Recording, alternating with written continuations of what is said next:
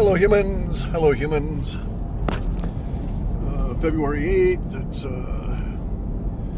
after 10, heading north. Got some more stops up here. Got rid of the big couple of ones, and so that's done. Boy, where to start? So as we go forward this year, it's going to become increasingly clear, if you're paying attention, that there's a big uptick in the amount of UFOs being seen. And, whether you think they're from the inner Earth or from Nazis from Antarctica or, all of this kind of thing. Doesn't matter much. You will be paying attention and you'll see that there's more of them, and that it will appear and we will feel as though this is building to something, right? As though it's increasing over time, and there will be some form of a threshold or a layer crossed or something, and we'll have a bunch more dynamic interaction with them. So it's going to be a little bit different than previous years relative to UFOs. Now, we will have we'll have all of the face peeler stuff heating up. It's going to get quite energetic and be really quite odd in our experience. So this will be the year that we get people out on some kind of a summer event. It's a concert, it's a racetrack, baseball game or something, where there's lots of people and there's this mass UFO sighting. I think it's in the U.S. It's hard to say. It seems to be centering on the U.S. and let's just say more towards the middle of the country and slightly south. That's really all I've got in the way of geographic indicators. So I'm not really sure where it's going to occur, but we're getting a lot of indications that it's going to really fuck over the mainstream media.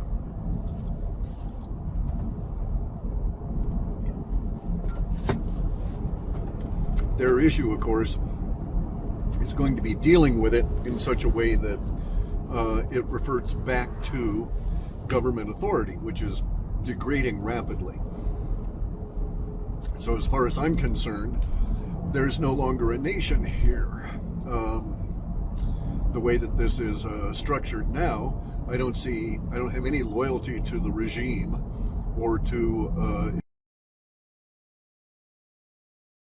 right? I just the regime's goals and desires are not mine, so I don't care about them.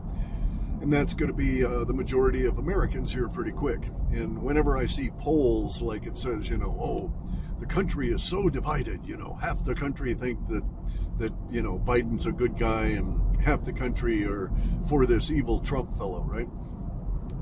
And so it's all a bunch of horse shit, and it's not a half and half. It's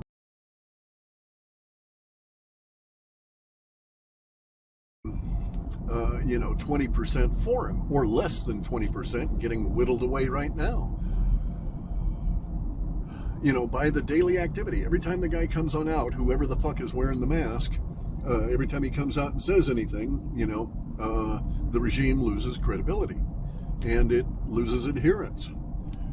So this is good for me. I mean, I wanted to get into the global revolution because that's what leads us into sci-fi world. And part of sci-fi world is the emergence of all of the perfected or at least, operational, not necessarily perfected, but operational technologies that we've been working on in secret since the 50s, 40s really. And so this stuff will get released. They won't want to release it. They're going to want to keep control of it. There's going to be big battles between so it's going to be really, really weird when it starts coming to officialdom relative to the UFO stuff, as the problems present themselves for the mainstream media. And so we're going to end up with various parts of the government fighting with other parts of the government about the UFO issue. Some people claiming, like jurisdiction over it, and other people, disputing that, claiming they have jurisdiction, telling them to shut up. You'll have the intelligence agencies freaking out right and left because a lot of the stuff that they've been working to keep secret won't be secret anymore as everybody starts seeing it en masse. So this could be really weird that way. But you'll have government fighting with itself. You'll have state governments fighting with the federal government, which we've got now anyway, but now they're going to be fighting over UFOs. And the federal government is going to say, no, you don't have, because they're going to be, it's going to be that much in our face, right? So all different kinds of things are going to happen relative to government fighting with itself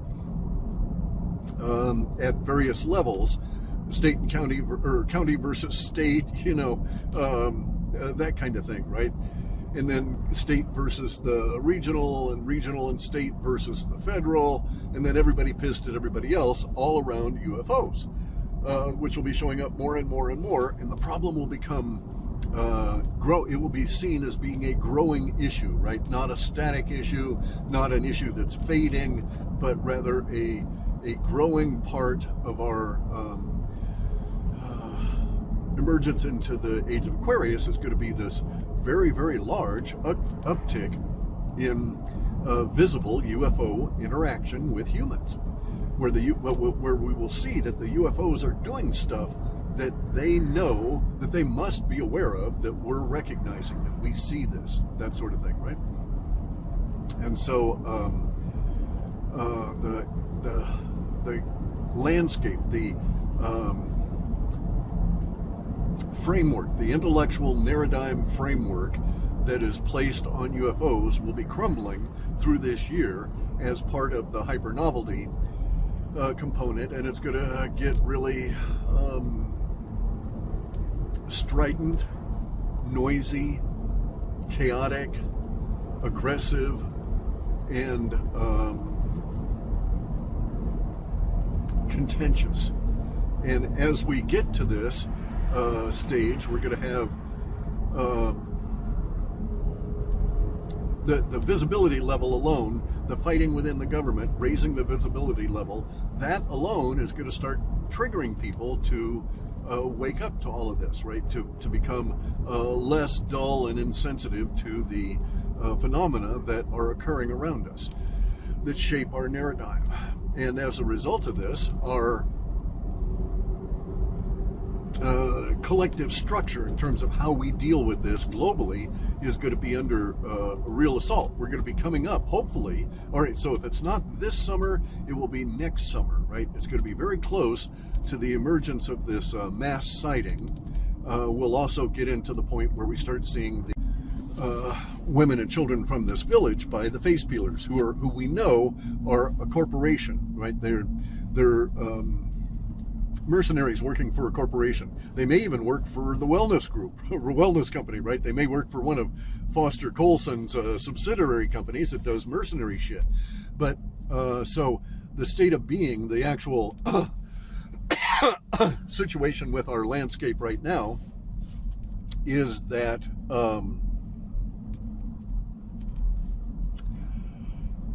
the corporations were given the technology from the space aliens in order that they may, that the federal government would have the ability to have plausible deniability, because they could say, oh, it's not us, we're not doing it, it's this corporation, right? It's a subcontractor. Anyway, the corporations, aware of the situation, took it one step further, and they're not even reporting the results to the government that they supposedly are working for, that they're taking all this money to reverse engineer these devices. And they've succeeded. They've succeeded since the 50s. And they're just not telling the government about it. And a lot of the UFO activity that we're seeing is, in fact, private corporations out doing shit with them, right? Now that they've got them working and this sort of thing, and know a little bit about it, there's this whole other breakaway civilization thing forming with these corporations.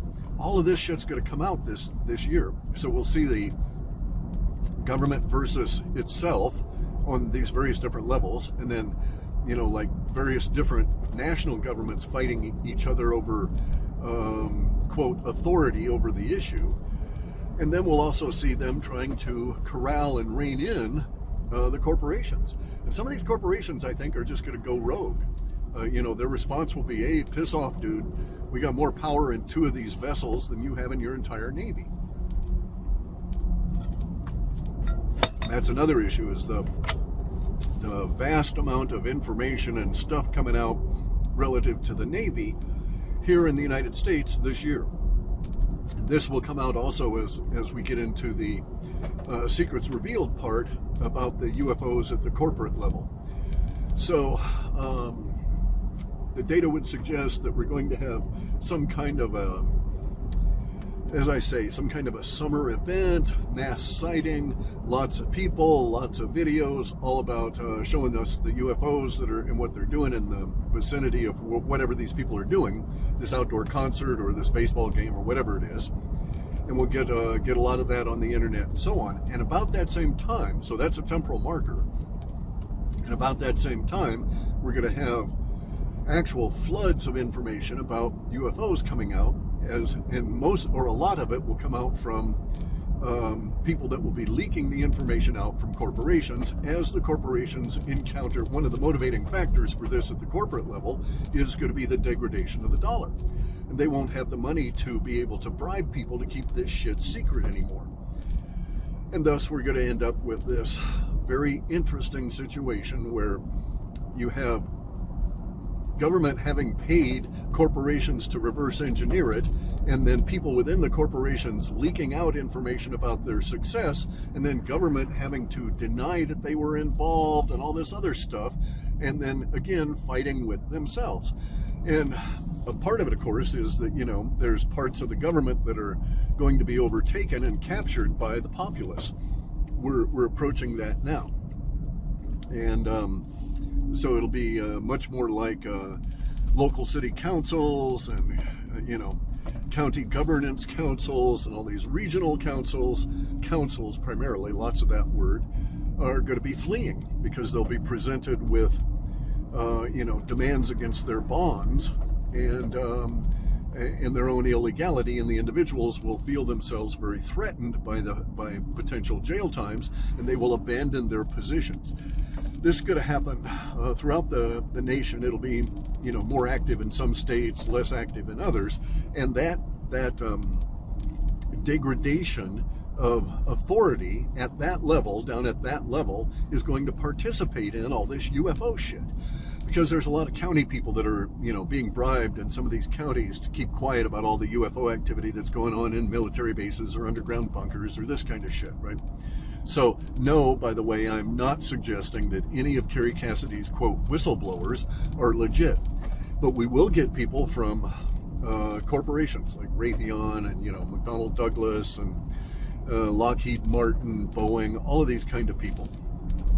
Even a lot of the telephony companies and the satellite companies, that is the people that actually make the satellites, will have information coming out from them, all about what I'm terming as ZPT, zero-point technology. It's just an easy label for it, right? It's actually working off of extraction of energy out of the ether, but we don't need to go there just yet. We don't need to invoke the ether and get involved in that just at this point. Anyway, so our ZPT will be coming out in fits and starts, little leaks as we go along, and this effect in the midst of the other generalized political chaos that's going to be going on is going to really exacerbate the political chaos, but it's also going to bring into sharp focus all of the deep hidden stuff, right? So we're going to be shining spotlights on corporations doing stuff off on the side with all of this stuff, right? All this ZPT stuff. And it's going to get quite odd. So, Jewish space lasers will once again be trending later on as the corporations admit that they're doing shit for the Elohim worship cult and the rabbinical councils of Tel Aviv, and that they fried chili and they fried lahaina with their dues, with their directed energy weapons, as a direct result of orders that came to them through the Obama regime, through the regime. Those orders came from the Elohim worship councils in Israel. And so, all this shit's going to come out. People are going to get a little bit sketched out about it. Really, really, really pissed. So now we're going to be getting into that period of time where Jewish people have to worry. Okay, they've got to worry because of the stuff that's going to come out about Judaism and the tie-in to all of the global intelligence agencies, and how really, really, really dirty, disgustingly filthy foul the Elohim worship cult is, and their harvest of humans all of these centuries. And this is going to get really interesting, like to the point that the data is suggesting that we'll call them diplomats, but Israeli spies functioning as diplomats are going to be beaten up on their way into the UN. Synagogues are going to have shit dumped on them, literal, actual shit, human feces, thrown up against the doors, that kind of thing. It's going to be a very upsetting time for anybody that's got an adherence and an allegiance to the status quo in these organizations existing. And it's like, hey, we're here now. This is the Global Revolution 1, American Revolution 2, and it's going to be energetic, interesting, chaotic, involving, distressing. There are going to be shortages. The system's going to break down all over. We'll have revolutionary activity here in the U.S., and then we'll also at the same time start seeing the assaults against the actual perpetrators in Europe. That is to say, we'll see the World Economic Forum building broken into. We'll see, Klaus's house broken into, Rothschild estates broken into, all of this kind of thing. People are just going to go batshit. We've just had it with all of this, the machinations by the Elohim worship cult trying to control everybody. And there's going to be a giant backlash. A lot of the Elohim worship cult people will not survive. Many Jews will be misidentified as being deep in the Elohim worship cult when they're just, in fact, deluded religious Judaism addicts, right? Because they're a Stockholm Syndrome, inculcated abuse for thousands of years kind of a deal, culture. They put all their sins. So it wouldn't be a good idea to be a Jewish Messiah, right? You're not coming back to as a Jewish Messiah. You're not here to lead the world into greater religious freedom or anything like that. You're here to have all of the Jewish people heap their sins on you, so they can get out from underneath their sins. That's the whole point of the Messiah within Judaism. And so all of this kind of shit's going to come out. It's going to get deep and ugly and dirty. A lot of people won't care. They'll just deal with the surface aspects of it. And, so a lot of people are just going to say,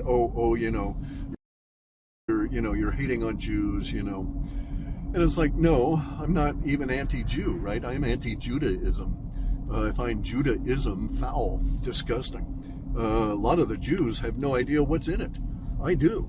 I've gotten some of the books. I've got all of the Talmud, and I'm doing extensive research into this whole thing for another purpose, for this whole thing about dealing with the Elohim. And here's something about the Elohim, just a little bit of a side note. In our Old Farts group, when we have been looking into some of this stuff, we've come across references to this in several different places. So both in Chinese and in Sanskrit, we come across this idea of hymns, all right? And so hymns and hum is actually a derivation from original root source from where we get hymns. And so a hymn is a particular kind of a metric that is linguistic flow. So the hymn has particular precise meter about it in terms of how it should be said, the intonation, and so on. Well, it turns out that in some of these old texts, we find out that hymns are also called songs, have a particular point to them that is not obvious.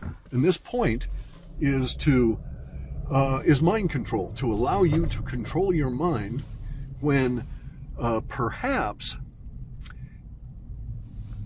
you are being, hang on a second, I'm going to turn around here. You're being assaulted by the Elohim's mind control, okay? And so if that were the case, if you were being assaulted by the Elohim's mind control, you could use these techniques, which is to say that you use this hymn,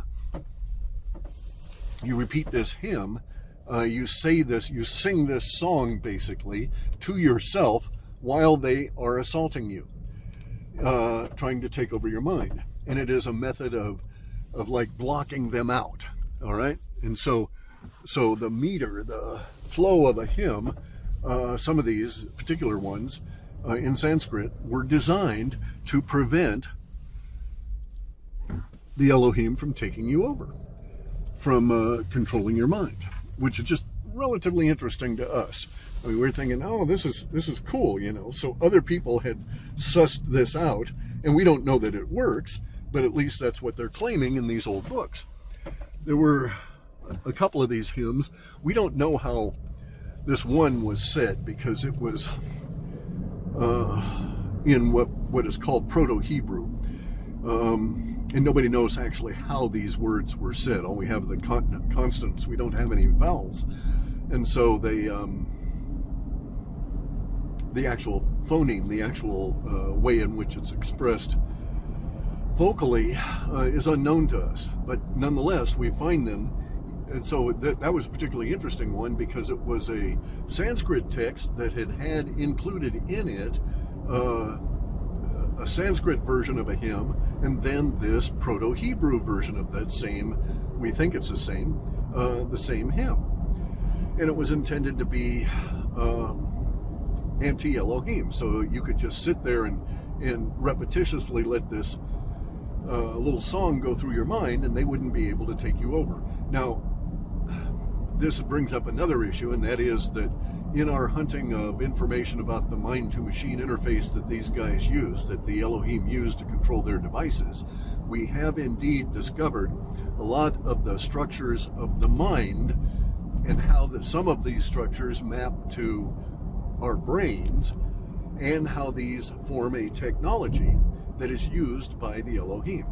It's quite extensive, it's very precise, there's lots of details about it, and it provides some level of referential surety that we're on the right track relative to this stuff in terms of how it works and everything. I don't want to get into all of the details. I'm actually holding back some of the details on that kind of stuff for negotiation purposes.